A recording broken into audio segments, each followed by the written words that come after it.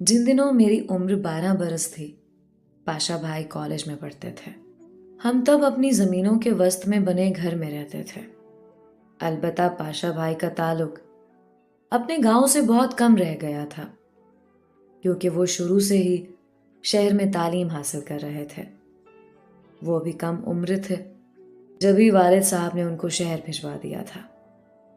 Primary से लेकर college तक शहर के तालीमी इदारों में तालीम पाई। सिर्फ छुट्टियों में घर आते थे।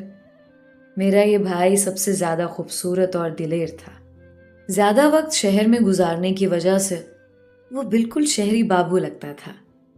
जिन दिनों वो मैट्रिक का इम्तिहान दे रहे थे, वालिद साहब का अपने चचाजाद भाई से ज़मीन के मामले में तनाज़ा हुआ, जिसमें 2 अफराद उनके मारे गए और हमारे भी 2 मुजारे कत्ल हुए।